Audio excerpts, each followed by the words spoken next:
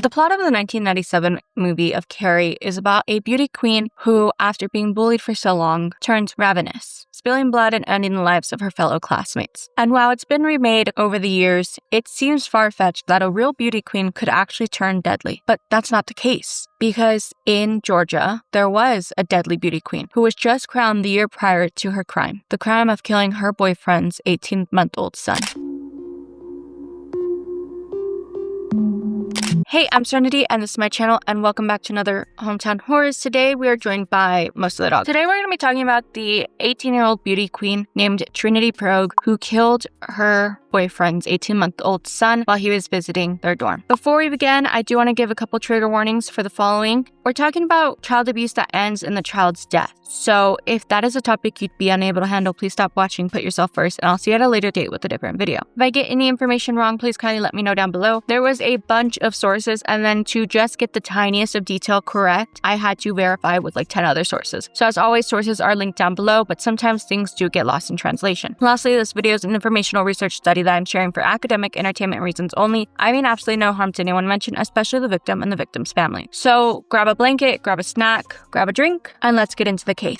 Georgia Southwestern State University is a public university located in Americus, Georgia. It's about 2 hours and around 139 miles south of Atlanta, Georgia. That is where 18-year-old Trinity Madison Proague was attending university. But prior to that, Trinity was a local beauty queen, crowned 2023 Miss Donaldsonville Beauty Queen. Donaldsonville is about 3 hours and 22 minutes and 217 miles south of Atlanta. And it sits right on the border of 3 states. That is Georgia, Florida, and Alabama. So Trinity was entering her freshman year of college, studying nursing at GSW. She was staying on campus in the dorms. And for her fall semester, her first semester of school, she made the honors list with straight A's. The details are a little murky of exactly how they met, but Trinity was in a relationship with a man named Julian Williams, who was 22 years old and had an 18-month-old son from a prior relationship named Romeo Angelus. But he was referred as Jackson Drew Angelus, or JD for short, so for this video, we will be referencing the child as JD, his nickname. The baby was born in Tallahassee, Florida, about 2 hours and 30 minutes away, around 125 miles from the Americas, where this case takes place. JD was born on June 25th, 2022, and lived with his father and his paternal aunt between his 3rd and 4th month of life, like September to October is when he was living with his dad in 2022, full-time. It is unclear if there is a relationship between JD and his birth mom. However, later on we'll get to, it seems that he was living with his dad full-time and his dad was a single father. But no matter what, he was staying with his dad that weekend in January when the tragedy would occur. There are some claims that Julian never signed his son's birth certificate in order to establish legal paternity. And when he did have his son, he wouldn't take him to routine checkups at the doctor,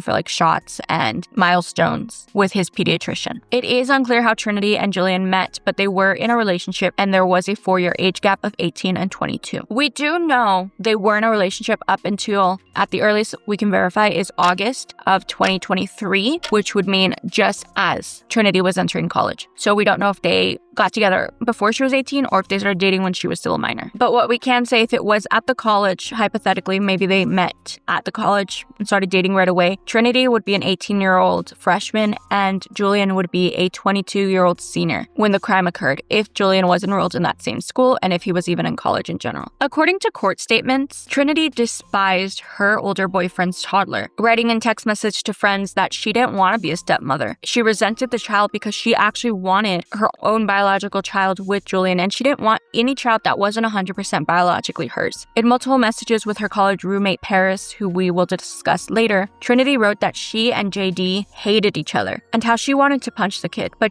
JD at this time is 18 months old. So I don't know if a child that's barely learning how to walk and use the toilet alone, can barely learn their ABCs, can despise someone like that, like she's claiming. She claimed it was like a mutual hate. Well, on Saturday, January 13th, 2024, Julian planned on spending the weekend in Trinity's dorm as a slumber party sort of situation. He had also brought his infant son to stay with them. We'll discuss later on if a dorm room situation is safe for a toddler, especially because we come to find out that there doesn't seem to be a distinct place for him to sleep alone, like a crib. Into that Saturday night, Trinity messages her roommate Paris asking if she could stay in her room for the night because she needed a mental break. From assumingly she needed a break from JD is what the context shows. Based on my guess from the GSW website and Trinity's text messages to her own roommates, they lived in a dorm room that shared a bathroom and a very small entryway, and then it broke off into 2 neighboring rooms. Kind of like a very small 2-bedroom apartment situation where there's 2 bedrooms, they share a wall, and then there is the bathroom as you come out of those 2 bedrooms, and then there is a little entryway, maybe like a common place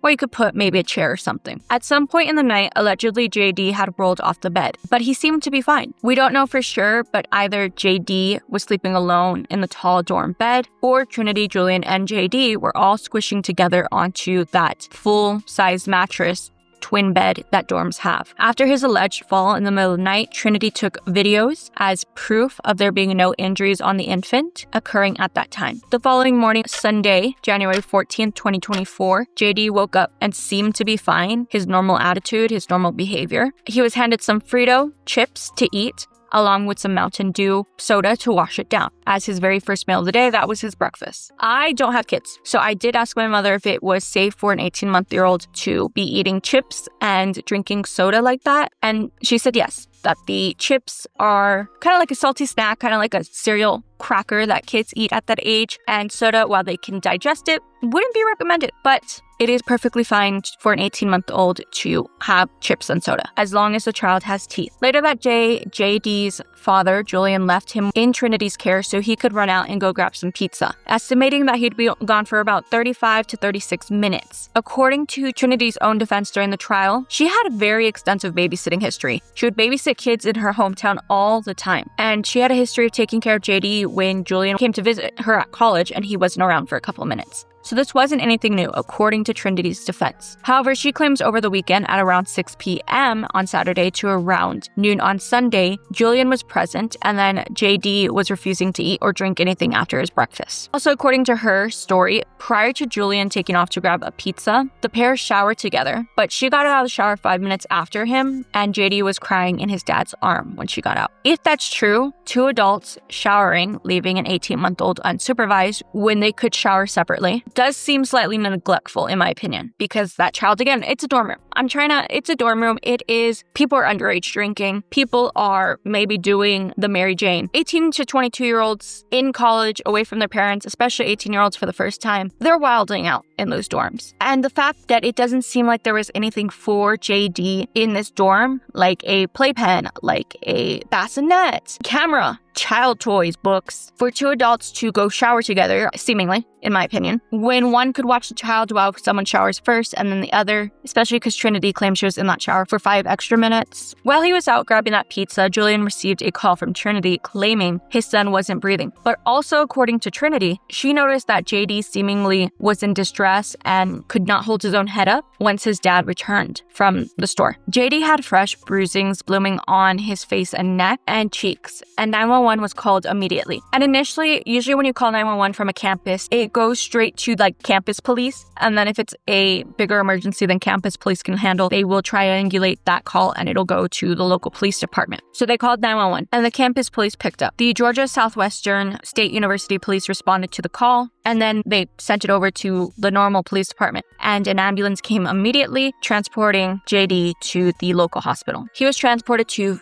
Phoebe Summer Hospital in Americus at around 12:40 p.m. on that Sunday, around 8 minutes and 3.5 miles away from campus. While the campus police immediately went to rope off Trinity's dorm room as an active crime scene because a child was being taken out of the dorm room in a state of distress. JD was admitted to the ER under critical care, and he was unresponsive upon entering the ambulance. Hospital staff tried every single life-saving measure they could think of to save JD's life, but it was to no avail. He would be declared dead just about 3 hours later after arriving to the hospital. He passed of a blunt force trauma to the head. The exact injuries and how they occurred we'll discuss in a little bit. However, at around 2 p.m., the campus police did end up calling the Georgia Bureau of Investigations to take over the case when they realized something serious was going on. And that is after they closed Trinity's dorm room as an active crime scene. They called the GBI to investigate the child's death because it happened in their college dorm rooms and they didn't think it was an accident. So the GBI took over the investigation. And if you don't know, so we have like the FBI in the United States, which is just federal for the whole 50 states and their territories. But then each state has their own version of the FBI, which is a statewide investigation, basically, unit. So it goes FBI, then your state. So in this case, Georgia Bureau of Investigation, then your local county police and sheriffs, and then so forth, and then your campus police. So they knew something serious was happening, so they called the GBI to take over the case, and they started looking into it. During the trial, the defense would argue that at the hospital, when filling out paperwork, Julian was telling conflicting stories, and that one of JD's diapers was actually thrown away before it could be taken in as evidence, and it had bloody poop in it. What could be the reasoning for Trinity stating that Julian was writing false information and conflicting stories is that the Sumter County Deputy Coroner told the local news station that on the birth certificate, the child's legal name is filed as Romeo Angeles, right? That is his legal name on his birth certificate. But at the hospital, when filling out paperwork, it is believed that Julian wrote down Jackson Drew, and that's not his legal name on the birth certificate, social security cards, or insurance cards. But it could be, many of us have names that we go by where maybe it's our middle name or it's a nickname your family gave you when you were really young and you're referred to as that. So the investigation continued, and on Friday, January 19th, 2024, Trinity Proague was arrested on 6 different charges, including 2 accounts of aggravated battery, malice murder, 2 counts of felony murder, and first-degree cruelty to children. While the GBI was still examining the evidence and waiting on the results of the autopsy report of JD, they did believe that with reasonable doubt that Trinity was the one responsible for inflicting that blunt force trauma to JD that resulted in his death. In February, Trinity was awarded bail and released once she posted her $75,000 bond, but would have to wear an ankle monitor and could leave the county, but that ankle monitor had to be on at all times while she awaited trial. The GBI continued to investigate, and once they had concluded their investigation, the case would be handed down to the local Southwestern Judicial Circuit District Attorney's Office to prosecute. So instead of the state taking this case to trial, they handed all of their evidence and all of their investigation down to the local county, and then they would try Trinity on the charges. While the exact details of the injury JD passed on from would not come public knowledge until the trial, it was revealed to the public that he passed from a blunt force trauma to his head and torso, and I quote, causing serious disfigurement to his liver and rendered his brain useless. Come March 2024, Donaldsonville pageant director and Donaldsonville city manager Jeff Hatcher agreed that Trinity's 2023 Miss Donaldsonville title would be stripped from her, as her involvement in the murder did not reflect what she was supposed to be representing at all. And I quote, the city of Donaldsonville is not in the pageant business. We're about moving forward. But when you hear the name Miss Donaldsonville, you do, of course, connect that with the city. And that is not how we want to be represented. That is what Jeff told a local news reporter. So the news spread wide across the campus about Trinity's arrest and the death of a toddler in their own dorms. Students immediately started sending an outpouring of love and support for the toddler's family, and a local news station went to interview GSW students, namely ones who lived in the same dorm building as Trinity, to get their reactions about the murder on campus and how allegedly a fellow student was responsible for the crime. GSW student Lily Waterma stated in her interview, and I quote, the kid was crying for a long time until everyone said that suddenly it just stopped and no one knew what happened. This is all people are going to think about for GSW now. Like, for a tragedy, for like that to happen in a place like that, I have to walk by it every morning to get to class. There's not going to be anything to take that back. Lily herself lived a couple dorms down from Trinity's dorm room when she heard JD cry for a while, and she estimated his crying went on for about an hour. A fellow student and was a friend of Trinity, Emily Alford, claimed she was shocked at her friend's actions, and I quote, as a person, I say she was at the time, very outgoing and very fun, communicative, everything. I'm just so in disbelief. Another GSW student, Sean Parrott, told the news, and I quote, it's sad when you hear someone who goes to your college was arrested for child murder. That's like don't really know what to make of it. The school immediately set up counseling resources for the students to use to talk about their feelings after the tragic news spread across campus. Family and friends of Julian set up a GoFundMe to raise funds to help pay for JD's funeral. Now, I will say I'm a little bit confused because I did find the GoFundMe, and at the bottom of the description, it says all donations are going to benefit JD's funeral, and they're going to go to Javonte Smith, JD's father. But according to court documents, his name is Julian Williams. It could be another case of having two names, just like JD has two names. I'm not sure. But the GoFundMe raised $12,117 out of their $10,000 goal from 532 donations, with multiple recent donations, as the recent ones are from 2 months ago. And what I can say is I think the recent donations are from like December-ish, because that's when the trial was going on. So it was brought back up into the news. A few comments along with the donation were filled with pouring love and support, and I quote, "As a mother, I couldn't imagine the pain you're feeling. Let God watch over you and never stop putting your faith in him." Next one, and I quote, "You are an amazing father to your beautiful son. You are an example to the world of what it means to be a man and a father. May peace be upon." The next one, "My thoughts and prayers are with everybody who loved and cared for this sweet baby boy." So the case sat in limbo for a while, waiting for the trial to start. Almost 2 years passed before it began on Tuesday, December 2nd, 2025. It would last only 4 days, but a lot of information would become public. No longer was Trinity a bleach blonde pageant queen. She showed up with her natural hair color being brown, and it did make her look older. She looked like the 21-year-old she was now. Throughout the 4 days, the jury would hear from Julian Williams, Trinity's roommate Paris, medical examiners, GBI agents, first responders, the coroner, GSW students, and watch security footage clips of Trinity, JD, and Julian leaving and entering her dorm room that weekend. During the trial, Julian testified for the prosecution, asking him to show the jury a stained jacket he claimed to be wearing when JD was rushed to the hospital. He pointed out on the sleeve there was dried vomit from the toddler, but he refused to wash the jacket because, and I quote, "It's the last thing I got to remember of him." The ER doctor who treated JD when he arrived, Michael Busman, testified about what he witnessed when the child arrived at the ER. He was not breathing. He had physical signs of a skull fracture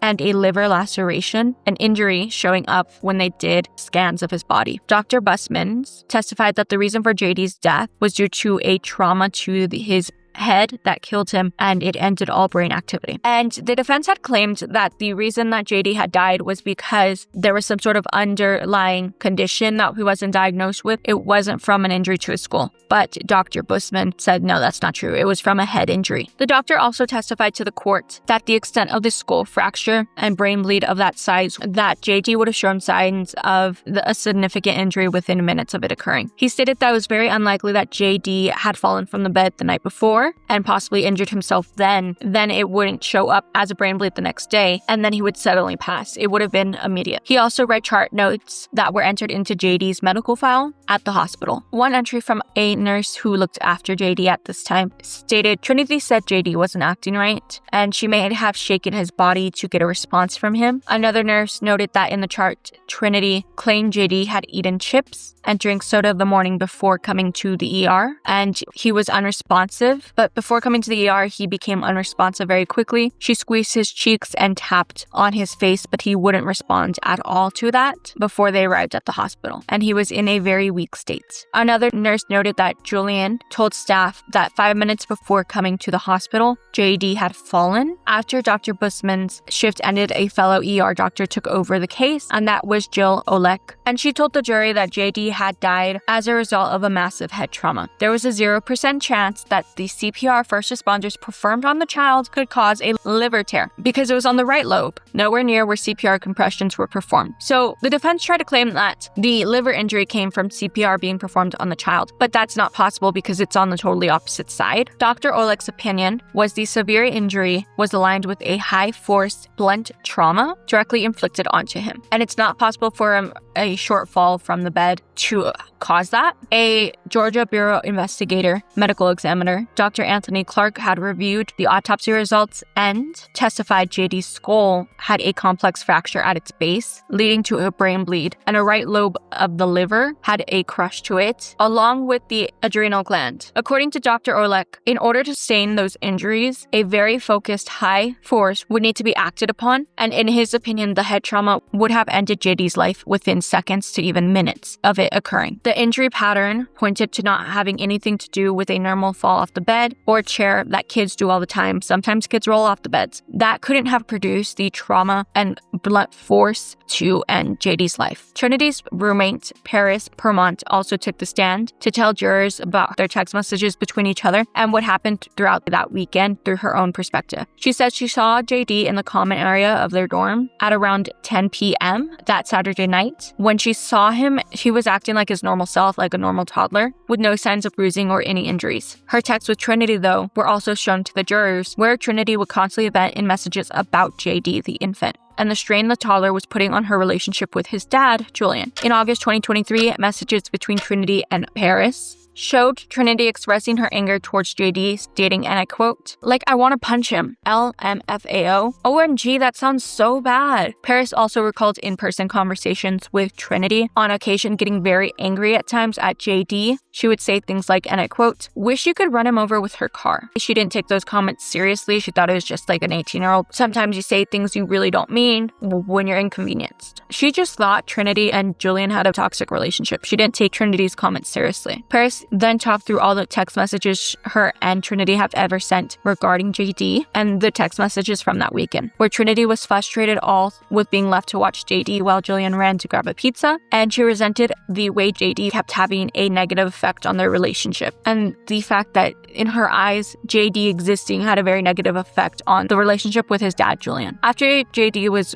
rushed to the hospital, Trinity sent a message to Paris stating, "I didn't do it, Paris. I would never lay my hands on any kid." Special Agent GBI Samantha Ford also testified about Trinity's text messages to Julian, along with concerning searches that she had searched on the web. Former parents that Trinity had babysat their kids for testified that she was super capable of babysitting kids. GSW students also testified that they heard JD crying in the dorm. On the third day, the defense and prosecutors rested their case. The jury deliberated for almost 3 hours before they came back with a verdict. Trinity Madison Proague was sentenced to felony murder and first-degree cruelty to children. So she was sentenced to counts 2 through 6. The only count she was not convicted of was malice murder. On this count, she was sentenced to life in prison with the possibility of parole after serving 30 years. And her second charge, she was sentenced to an additional 20 years to be served concurrently, so it would be at the same time. She was acquitted of malice murder. The final theory on what Trinity actually did to JD was that she picked him up and threw him on the floor like a rag doll, basically, resulting in him passing away from a blunt force trauma to the head and a brain bleed, and then a liver laceration. According to netizens online, they believe based on Trinity's reaction at the hearing to her verdict, she seemed like she really thought she was going to get acquitted, especially because the first charge was acquitted. She seemed like she was, in her mind, she thought she was going to get acquitted, and then once she realized she wasn't, the hysterics came on. Now, netizens also criticized Julian to some extent, the boyfriend, because he left his baby alone in a dorm room, yes, with his girlfriend, but the baby was sleeping in a dorm, which we've talked about a little bit earlier. A dorm is not a place for a child to be no matter what. I mean, visiting during day hours, I guess is fine, right? But for a child to stay over at a weekend, especially an 18-month-old, a dorm just isn't made for that. And in the GoFundMe, it did state that the mom was not in the picture. So he was the sole caretaker of his child. They don't believe it was appropriate for him to take his child with him to the dorm that he wanted to obviously spend time with his girlfriend. Some netizens believed he should have left the child with some sort of family member. Now, the only question is if he truly did know that his girlfriend had disdain for his child, he should be prosecuted for something like child neglect. But if he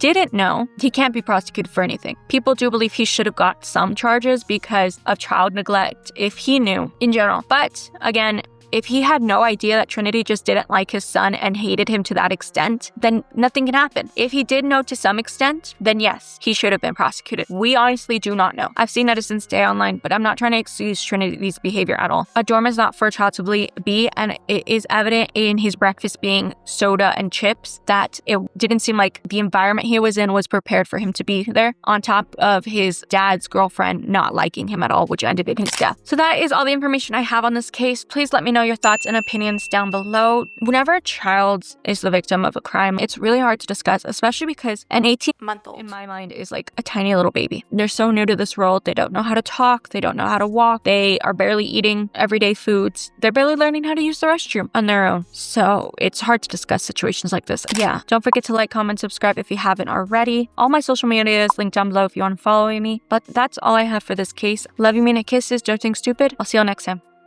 Bye.